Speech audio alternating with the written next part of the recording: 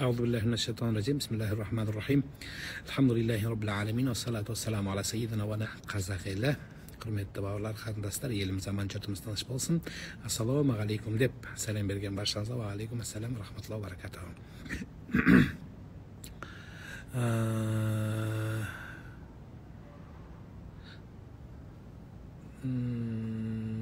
Сәлеметсіз бе?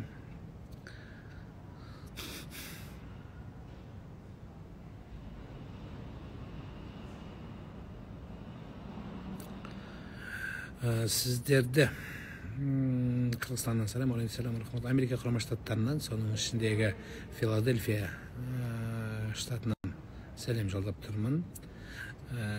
Филадельфия әкімдігінің үлкен ғимаратында отырмыз.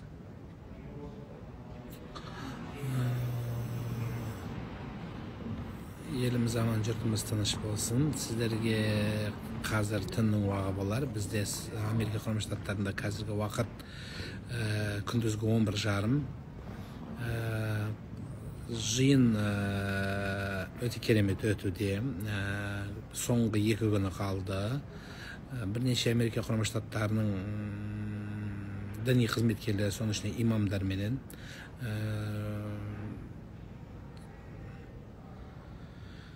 кездесулер өткізіп жатырмыз. Қазір бір кездесуден шықтым. Сол арада бір уақыт болғаннан кейін сіздерге бір қауышайын, елімді сағынғанымды айтайын деген хабарым. Бала емізі білемін, анаға ораза ұстауға бола ма? Жоқ, кейінірек ұстағаныңыз жақсы болады, өйткені денсаулығыңыз маңызды.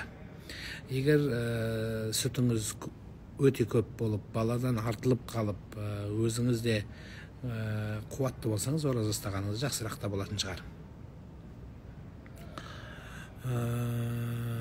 Сәлеметсіз бе?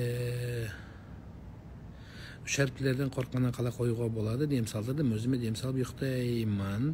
Үйім таза, Құран оқып тұрамын. Кажется, самовнушение қалай арылса болады? Сізге кішкене екпіні тиген, сол екпінді кетіру керек. Намазды бастап үйреніп жүр едім. Құптан намаз бен өтір намазын қатар оқу керек пе? Иә, бірінші құптанды оқып, артынан өтір оқып алғаныңыз жақсырақ болады. Бірақ негізі таңға дейін оқыла береді, десе де тез оқығаны жақсы, өйткені таң намазына тұра ала ма, тұра алмай ма деген мәселе. Менің намаз бастағанға ниетім бар. Сұрайын дегенім, хиджаб парыз ба? Орамал өзінше жеке парыз, ал намаз өзінше жеке парыз. Екеуі екі парыз. Сізді қалай қарсы алып жатыр? Жақсы, Құдайға шүкір, алхамдулилля. Қазақ халқы не айтады? Өзі жақсы адамға бір кісілік орын бар дейді.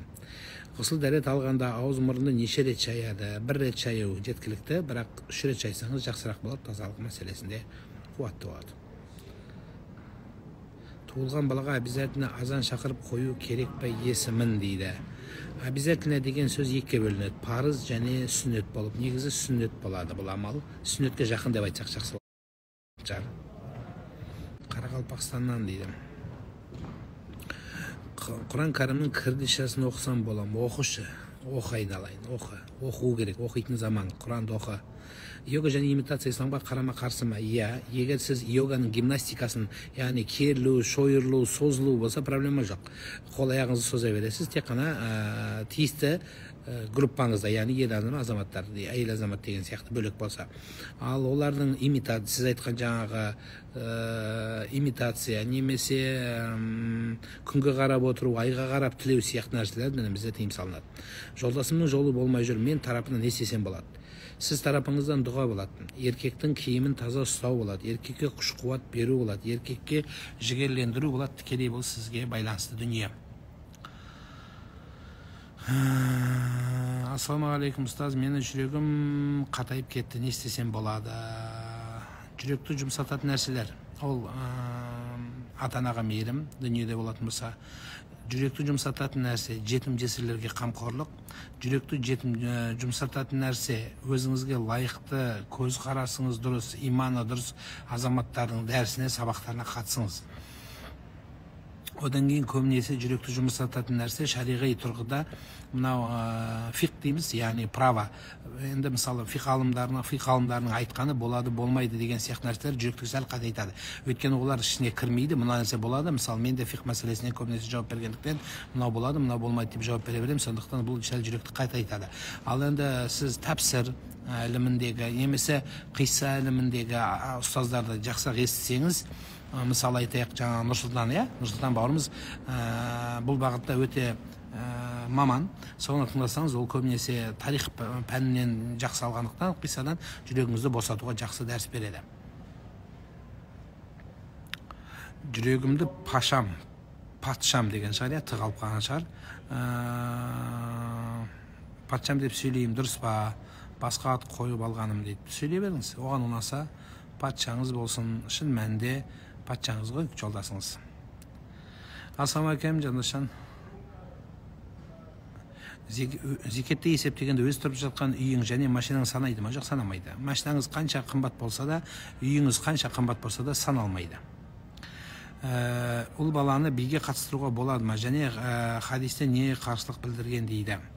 Ұл баланы бейгеден көрі, бейді онсыз да үйренеді. Қазіргі современный бейіміз балқия болып тұр. Сондықтан ол бейді жаттағанша балаңыз қазақтың үш бейін жаттасын. Біріншіден, екіншіден, бейдің ішіндегі балаға ер баланы ер бала сияқты қылып тәрбиелеңіздер.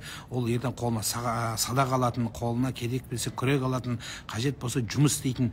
Енді ертең бала шағаны беймен асырамайды ғой, үйленер болыңыз, азамат болар. Соңғы жаңа беймен билеп келіп тапқан дүнием демейтін шығар. Сондықтан меніңше ер баланы ер бала сияқты қылып тәрбиелегеніңіз жақсырақ болады.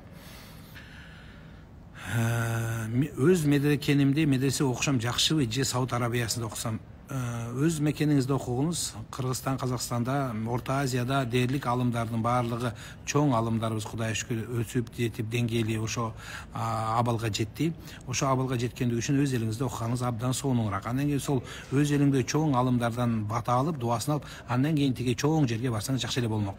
Раматлык Чубак ажы да ошондой болгон. Абдышүкүр ажыбыз да бардыгы да ошондой болгон. Ошо үчүн айтайын дегеним, эң биринчи өз еліңізде оқығаныңыз абдан соңун болот. Намазды қалай бастасам болады? Турасында бастап кете бересің жаным. Турасында бастап кете бересің, кітапқа қарап,